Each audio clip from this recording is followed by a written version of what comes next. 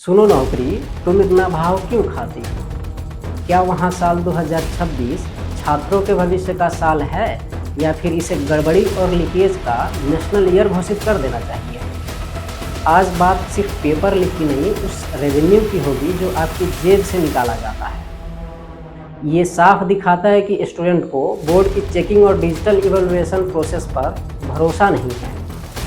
छात्रों को तो यही समझ नहीं आ रहा है कि पढ़ाई करे, सेंटर पर धक्का खाए या सिस्टम का शोक मनाए। जरा सोचिए, जिस एजेंसी के पास लगभग 450 करोड़ रुपए का प्रॉफिट पड़ा, वो ऐसा फुल प्रूफ सिक्योरिटी सिस्टम नहीं बना पाई जिससे नीट का पेपर लीक ना हो। किस लेवल की मुंहजोरी है? इसका मतलब यही है कि सरकार की रजामंदी से हुआ है।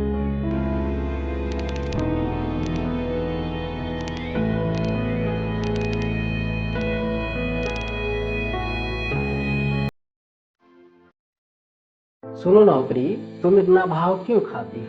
हमसे इतनी मेहनत करवाती हो, फिर ललचा कर चली जाती हो। तुम्हें मालूम है कि तू रहे तो सारी दुनिया अपनी है, वरना सब कुछ बस एक सपना है। इस कविता की पूरी लाइनें आगे वीडियो में सुनाऊंगा, लेकिन उससे पहले जरा सोचिए, हम और आप जिस देश में जी रहे हैं, क्या वहाँ साल 2026 छात्रों के भविष्य का साल है या फिर इसे गड़बड़ी और लीकेज का नेशनल ईयर घोषित कर देना चाहिए?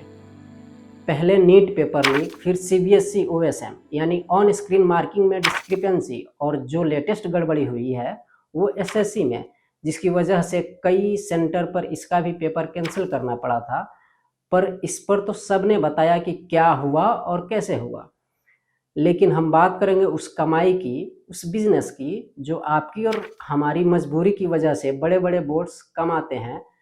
आज बात सिर्फ पेपर लीक की नहीं, उस रेवेन्यू की होगी जो आपकी जेब से निकाला जाता है। साथ ही ये भी देखेंगे कि सरकार छात्रों के फ्यूचर को लेकर कितनी नॉन सीरियस है। सोशल मीडिया पर 19 साल के एक लड़के ने दावा किया कि सीबीएसई ओएसएम पोर्टल को आसानी से हैक किया जा सकता है और किसी के मार्क्स को बदला जा सकता है। पर क्या क्या बदला जा सकता है और क्या है इसकी पूरी सच्चाई, तो वीडियो को पूरी देखिएगा। लेकिन पहले एक बार इस साल हुई गड़बड़ी को समझ लेते हैं। सबसे पहले झटका लगा नीट यूजी 2026 में। 3 मई को एग्जाम हुआ और 12 मई को खबर आती है कि पेपर पहले ही लीक हो चुकी थी। इतना ही नहीं, जो गेस पेपर भी सर्कुलेट हुए थे, उसमें से बहुत सारे क्वेश्चन एग्जाम में पूछे गए क्वेश्चन से सेम टू सेम मैच कर रहे थे। पहले पता चला कि राजस्थान के सीकर और जयपुर से इसके तार जुड़े थे। कई गिरफ्तारियां हुई। नतीजा, नेशनल टेस्टिंग एजेंसी यानी एनटीए ने पूरे देश का एग्जाम कैंसिल कर दिया और जांच सीबीआई को दे दी। जब सीबीआई ने इसकी जांच की तो पता चला कि इसका सबसे बड़ा सेंटर तो महाराष्ट्र था। यहीं से राजस्थान और दूसरे राज्यों के छात्रों तक क्वेश्चन बैंक पहुंचाया गया था। अब तक इसमें 13 लोगों की गिरफ्तारी हो चुकी है। न जाने और कितनी गिरफ्तारियां होंगी। इस पेपर लीक से लगभग 23 लाख से ज्यादा बच्चों के सपने, उनके माता पिता के पैसे और साल भर की रात दिन की मेहनत एक झटके में सुहा हो गए। और अब 21 जून को दोबारा एग्जाम होना है। खैर, डॉक्टर बनने वालों का तो ये हाल हुआ। अब आते हैं स्कूली बच्चों पर।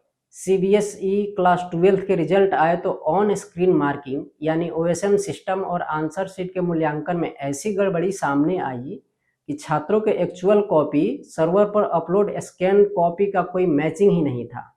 आलम यह हुआ कि इतिहास में पहली बार 4 लाख से ज्यादा छात्रों ने करीब 11 लाख स्कैन कॉपियों की मांग कर दी। मतलब लगभग हर 4 में से एक स्टूडेंट अपनी कॉपी देखना चाहता है। ये साफ दिखाता है कि स्टूडेंट को बोर्ड की चेकिंग और डिजिटल इवैल्यूएशन प्रोसेस पर भरोसा नहीं है। इसके अलावा पोर्टल क्रैश जैसी कंप्लेंट्स तो थी ही। इस बीच एक नया बवाल खड़ा हो गया सीबीएसई के ओएसएम पोर्टल की सिक्योरिटी पर। एक 19 साल के एथिकल हैकर ने इसी साल फरवरी में सीबीएसई का वेबसाइट हैक कर लिया था और फिर उसने उन कमियों को सरकारी एजेंसी को बताया भी कि इनबॉक्स को फिक्स कर लो। लेकिन सीईआरटी इन ने बहुत सारे लूपहोल्स को फिक्स नहीं कर पाई। लड़के का दावा है कि वो एग्जामिनर के अकाउंट्स एक्सेस कर सकता है, पासवर्ड रीसेट कर सकता है और सबसे शॉकिंग तो ये है कि वह किसी का मार्क्स भी बदल सकता है। इतना ही नहीं, सीबीएसई ने खुद की गवर्निंग बॉडी के सजेशन को इग्नोर कर दिया, जिसमें 12वीं बोर्ड एग्जाम में ओएसएम सिस्टम लागू करने से पहले छोटे छोटे पायलट प्रोजेक्ट चलाने की सलाह दी गई थी। अगर उस सजेशन को मान लिए होते तो ये सारी कमियां पता चल गई होती। सोचिए किस लेवल की मुंहजोरी है।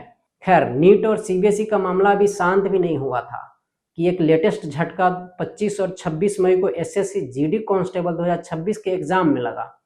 कानपुर के एक सेंटर पर सीटिंग कैपेसिटी थी 399 बच्चों की और एडमिट कार्ड जारी कर दिए गए 819 बच्चों को। ये सिस्टम के मिसमैनेजमेंट का एक अलग नमूना था। नतीजा इतनी भयंकर भीड़ और कयोस हो गया कि उस सेंटर का एग्जाम ही कैंसिल करना पड़ा। छात्रों को तो यही समझ नहीं आ रहा है कि पढ़ाई करें, सेंटर पर धक्का खाए या सिस्टम का शोक मनाए। लेकिन यहाँ एक बुनियादी सवाल खड़ा होता है जो सीधे तौर पर छात्रों की जेब और सरकारी खजाने से जुड़ा है। क्या सरकारी एजेंसियां एग्जाम फी के जरिए सिर्फ अपना खर्च निकालती है या इससे करोड़ों का राजस्व कमाती है? इसमें इन एजेंसियों को घाटा होता है या फायदा? चलिए डेटा देख लेते हैं। साल 2024 में राज्यसभा में सरकार की तरफ से दिए गए जवाब के अनुसार एनटीए यानी नेशनल टेस्टिंग एजेंसी ने 6 साल में छात्रों से फॉर्म फी के नाम पे 3512 करोड़ रुपये वसूले। इनमें से उन्होंने एग्जाम कराने का करीब 3064 करोड़ रुपये खर्च किए। यानी सब कुछ काट पीट कर भी एनटीए के पास 448 करोड़ से ज्यादा का मुनाफा बैंक में पड़ा है। जरा सोचिए, जिस एजेंसी के पास लगभग 450 करोड़ रुपये का प्रॉफिट पड़ा हो, वो ऐसा फुल प्रूफ सिक्योरिटी सिस्टम नहीं बना पाई जिससे नीट का पेपर लीक ना हो। सीबीएसई में भी एक सब्जेक्ट की कॉपी की रीवैल्यूएशन कराने के लिए सैकड़ों रुपये प्रति सब्जेक्ट लिए जाते हैं। यही हाल एसएससी और बाकी स्टेट एग्जाम्स का है। लाखों युवा फॉर्म भरते हैं, करोड़ों रुपये सरकार के खातों में जाता है और सालों साल वैकेंसी लटकी रहती है। कभी पेपर लीक तो कभी मिसमैनेजमेंट की वजह से एग्जाम कैंसिल। छात्र ओवर एज हो जाता है, डिप्रेशन में चला जाता है, लेकिन इन एजेंसियों का रेवेन्यू मॉडल एकदम टकाटक चलता रहता है। पर बात सिर्फ एक पेपर लीक या सेंटर के कैंसिल होने की नहीं है, बात उस नियत की है। जब एक छात्र 1000 का फॉर्म भरता है तो सिर्फ एक कागज का टुकड़ा नहीं खरीद रहा होता, वो अपने परिवार की उम्मीदें, अपनी रात की नींद और अपने आने वाले 30-35 साल का भविष्य दांव पर लगा रहा होता है। लेकिन सिस्टम के लिए वो सिर्फ एक रॉ नंबर है, एक डेटा है जिससे उनका बैंक बैलेंस बढ़ता है। तब तक इन गलतियों के लिए बड़े अधिकारियों पर गाज नहीं गिरेगी, तब तक ये तमाशा ऐसे ही चलता रहेगा। हर कोई एजुकेशन मिनिस्टर का इस्तीफा मांग रहा है, जो कि बहुत गलत है। भाई, जब सभी अच्छे कामों का क्रेडिट मोदी जी को जाता है तो गलतियों की कीमत कोई मिनिस्टर क्यों चुकाए? और मैं ये ऐसे ही नहीं बोल रहा हूँ। अगर अब तक इस पर कोई कार्रवाई नहीं हुई है, इसका मतलब यही है कि सरकार की रजामंदी से हुआ है। अब वीडियो की शुरुआत में जो कविता हमने अधूरी छोड़ी थी, उसकी कुछ लाइनें अब उन छात्रों के नाम करता हूं जो इस नकारा सिस्टम की वजह से अपना सब कुछ गंवा देते हैं। सुनो नौकरी, तुम इतना क्यों इतराती हो? सुनो नौकरी, तुम इतना क्यों इतराती हो? हमसे इतनी मेहनत करवाती हो, फिर ललचा कर चली जाती हो। तरसाती हो, कितने ख्वाब दिखाती हो, फिर मृत तृष्णा सी छूमंतर हो जाती हो। तुम्हें मालूम है कि तू रहे तो सारी दुनिया अपनी है। तुम्हें मालूम है कि तू रहे तो सारी दुनिया अपनी है। रिश्ते, समाज की इज्जत अपनी है, आवाज अपनी है, सर पे छत अपनी है। रिश्तों का हक अपना है, वरना सब कुछ बस एक सपना है। तुम्हें पाने की जिद में हम सब कुछ छोड़ आते हैं। तुम्हें पाने की जिद में हम सब कुछ छोड़ आते हैं। बचपन बीते गांव गलियां यारों तक से अपना नाता तोड़ाते हैं। तुम सब देखती हो और देख कर भी हमसे तनिक दया न दिखलाती हो। तुम सब देखती हो और देख कर भी हम पे तनिक दया न दिखलाती हो। सुनो नौकरी, तुम इतना क्यों इतराती हो? तुम्हारे लिए ही तो शहर दर शहर, तुम्हारे लिए ही तो शहर दर शहर, कोचिंग दर कोचिंग भटकते रहते हैं।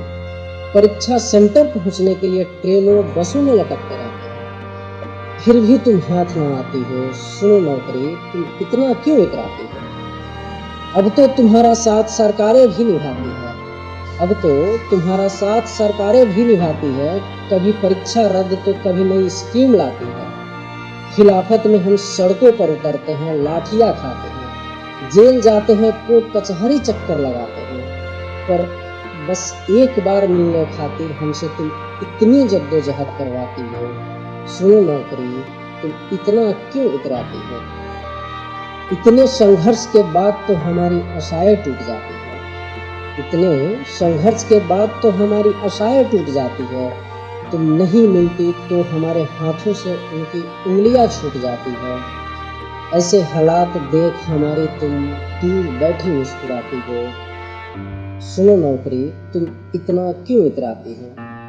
सुनो, हम अपनी किस्मत बताते हैं। सुनो, हम अपनी किस्मत बताते हैं। तुम्हें पाने की जिद में दूसरे खो जाते हैं।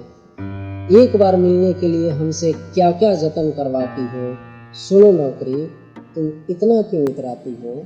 सुनो नौकरी, तुम इतना क्यों इतराती हो? आपकी इस पूरे मुद्दे पर क्या राय है? क्या आपको भी लगता है कि एग्ज़ाम फ़ी के नाम पर ये धंधा बंद होना चाहिए? कमेंट में अपनी आवाज़ उठाइए, चैनल को सब्सक्राइब करिए ताकि ये लड़ाई हम मिलकर लड़ सकें।